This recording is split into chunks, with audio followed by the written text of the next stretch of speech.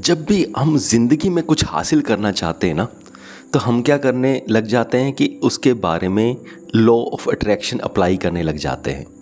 यानी कि दिन में 15 मिनट सोच लिया, आधा घंटा सोच लिया कि हाँ, कि मैं ये सोचूंगा कि ये चीज़ या इतनी इनकम मेरे पास आ गई और मैं उसी के बारे में सोच रहा हूँ कि हाँ, मेरे पास इतने पैसे आ गए।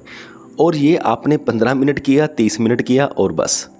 और ऐसे कामयाबी नहीं मिलती 15 मिनट से, 20 मिनट से, क्योंकि हमारे दिमाग में ना लाखों थॉट्स चलती रहती है। अगर सपोज करो कि हम अपने करियर ओरिएंटेड थॉट हमारे दिमाग में 15 मिनट चलती है, तो क्या उसे कामयाबी मिल जाएगी? बिल्कुल नहीं मिलेगी। क्यों? क्योंकि बाकी जो टाइम बचा 23 घंटे 45 मिनट, तो उस वक्त हमारे दिमाग में कुछ और थॉट्स चलेंगी। यानी कि जितनी एनर्जी ये थॉट्स रिलीज़ करेंगी, उससे कहीं गुना ज़्यादा एनर्जी हमारी बाकी थॉट्स रिलीज़ करेंगी जो इसके साथ अलाइंड नहीं है। सो ज़िंदगी में कामयाब होने के लिए ना, जो हमारा थॉट पैटर्न है, यानी कि जो हमारी थॉट्स हैं, थॉट्स तो हमारी दिमाग में रहेंगी।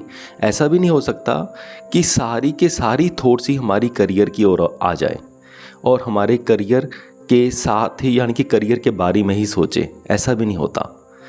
तो करना क्या है कि जो हमारी डोमिनेंट थॉट है, हमारी दिमाग में लाखों थॉट्स चलेंगी, हज़ारों थॉट्स चलेंगी, पर उनमें से जो डोमिनेंट थॉट है वो हमेशा अपने करियर की होनी चाहिए। अगर वो थॉट हमारे करियर की होगी, तभी हमें करियर में कामयाबी मिलेगी। और डोमिनेंट थॉट का मतलब क्या? एक ऐसी थॉट जो हमारे हज़ारों थॉट्स में से एक होगी और वो हमेशा हमारे at the back of mind रहेगी। यानी कि अब देखिए, आपको एक एग्जांपल बताता हूँ। जब हम पढ़ाई करते थे स्कूल में, तो स्कूल के जब हम एग्ज़ाम देते थे, ख़ास करके अगर आप इंटेलिजेंट स्टूडेंट हो तो उस वक्त सारा साल at the back of the mind हमारी ये थॉट रहती थी कि हमने पढ़ाई में अच्छे मार्क्स लेकर आने हैं। वो थॉट रहती थी और हमारे एक्शंस भी उसके साथ रहते थे, इसीलिए हमारे मार्क्स अच्छे आए। और जिन लोगों की, यानी कि जिन स्टूडेंट्स की वो थॉट नहीं रहती थी, जिनका ध्यान स्पोर्ट्स की ओर ज़्यादा था या किसी और कामों की ओर ज़्यादा था, तो उनके मार्क्स कम आ जाते हैं। तो रीज़न क्या है? जो इंटेलिजेंट बच्चे होते हैं ना, उनकी थॉट हमेशा रहती है। अब देखिए, जब गर्मी की छुट्टियां होती हैं, तो जब नॉर्मल बच्चे होते हैं जो इंटेलिजेंट नहीं होते, वो सिर्फ खेलते हैं। पर जो इंटेलिजेंट बच्चे होते हैं, वो गर्मी के छुट्टियों में भी कुछ ना कुछ बुक्स पढ़ते रहते हैं। क्यों? क्योंकि एक डोमिनेंट थॉट है कि मैंने टॉप करना है, मैंने बहुत अच्छा स्कोर करना है। वो थॉट पैटर्न रहता है दिमाग में हमेशा।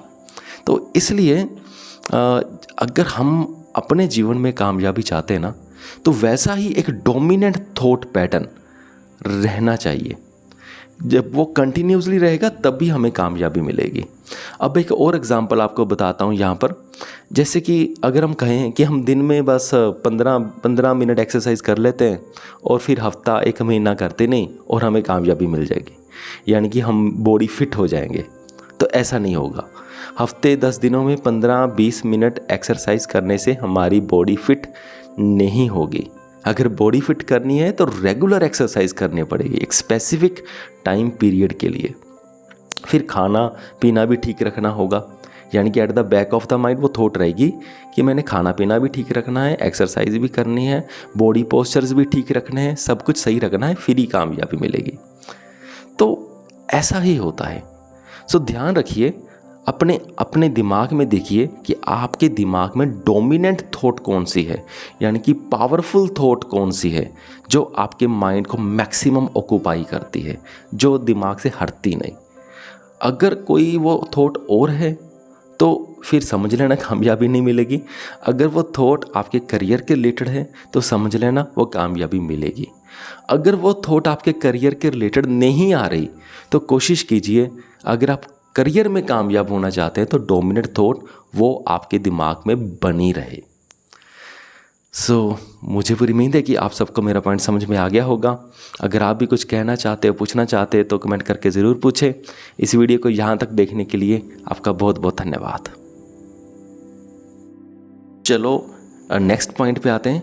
अगर बच्चा ऐसा कहता है कि मम्मा मैं आपकी हेल्प करूं, पापा मैं आपकी हेल्प करूं किसी भी काम में, अगर आपको तो पता होता है ये बच्चा है, ये मेरी क्या हेल्प करेगा, पर अगर बार बार वो ऐसा कहता है तो इसका मतलब ये है कि बच्चा चाहता है कि आप भी उसके कामों में थोड़ी बहुत हेल्प करो, चाहे फॉर्मेलिटी बेस्ड ही हो। तो कुछ भी हो सकता है, जैसे कि बच्चा अगर खेल रहा है तो उसको ऐसा होगा कि मेरे पापा भी आके मेरे साथ खेल लें।